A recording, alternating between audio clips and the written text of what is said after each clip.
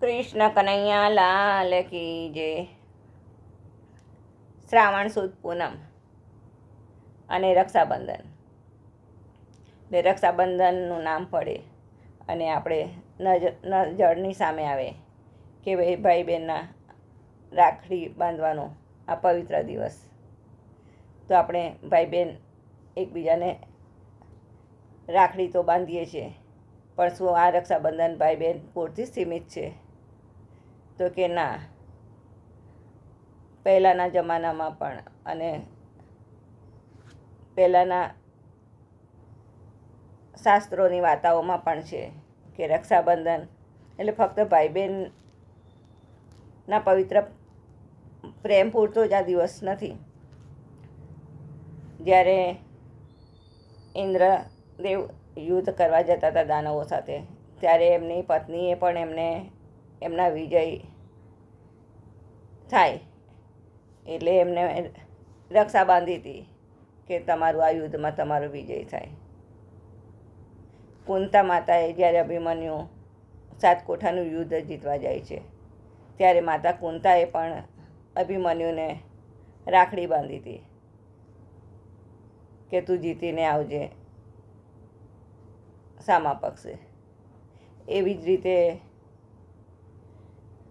ભગવાન શ્રી હરિ વિષ્ણુ અને લક્ષ્મી માતાની જે આ વાર્તા છે કે ભગવાને વામન રૂપમાં 3 ડગલા પૃથ્વી માંગી અને બલિરાજાને, અને બલિરાજાએ એમને વામન સમજીને આપી પણ દે છે. અને પછી જ્યારે કહે છે કે વિરાટ રૂપે મેં આ બધું તો લઈ લીધું, પણ 3જું ડગલું ક્યાં મૂકું?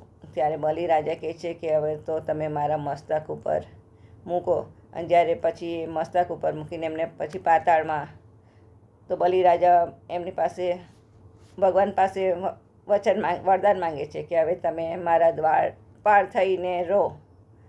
તો ભગવાન કહે છે હા વાંધો નહીં. અને ભગવાન જ્યારે એમના દ્વાર પાર થઈને રહે છે, અહીંયા લક્ષ્મીજી વિચાર કરે છે કે ભગવાન ગયા ક્યાં?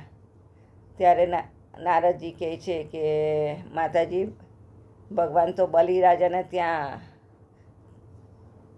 એમને ત્યાં ચોકીદારી કરે છે, તો કે હવે એમને લાવવાનો ઉપાય શું? તો નારદ મુનિ કહે છે કે શ્રાવણ સુદ પૂનમને બળેવનો દિવસ આવે ત્યારે તમે બલિરાજાને ત્યાં જજો અને બલિરાજાને રાખડી બાંધી અને પછી એક બેન બની અને તમે ત્યાંથી ભગવાનને છોડાવી લાવજો. અને લક્ષ્મી માતા જાય છે બલિરાજાને ત્યાં જઈ અને કહે છે કે મારે કોઈ નથી, તો હું તમને રાખડી બાંધું. બલિરાજા કહે છે કે હા વાંધો નહીં, મને રાખડી બાંધો અને તને જ્યાં સુધી ફાવે ત્યાં સુધી તમે મારા રાજ્યમાં રહો. જ્યારે રાખડી બાંધે છે અને પછી માતાજી કહે છે કે જે તમારો ચોકીદાર છે એ મને આપો. ત્યારે બલિરાજા કહે છે કે એ તમારો શું સગો થાય છે? અને ત્યારે એમને ખબર પડે છે કે ખુદ માતા લક્ષ્મી હતા અને શ્રી ભગવાન હરિ વિષ્ણુને છોડાવવા માટે આવ્યા હતા અને બલિરાજાને રાખડી બાંધી અને એમને ત્યાંથી મુક્ત કર્યા અને વૈકુંઠમાં લઈ ગયા. તો રક્ષાબંધન એ ફક્ત ભાઈ બહેનના જ પ્રેમનો નહીં, પણ આપણા સ્નેહીજનો જે પણ હોય એમની શુભકામના માટે પણ આપણે રાખડી બાંધી શકીએ છીએ. અરે ભગવાનને પણ આપણે આપણા ભાઈ બનાવીને, શિવજીને છે, કાનાને છે, એમને પણ રાખડી બાંધાવીને આપણે આપણા પ્રેમના બંધનમાં બાંધી શકીએ છીએ.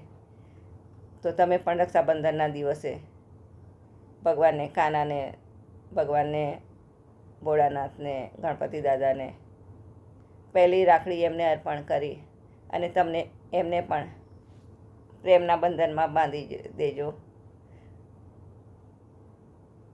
જય શ્રી કૃષ્ણ. અને ભગવાન તમારા સૌની મનોકામના પૂરી કરે. બસ એવા જ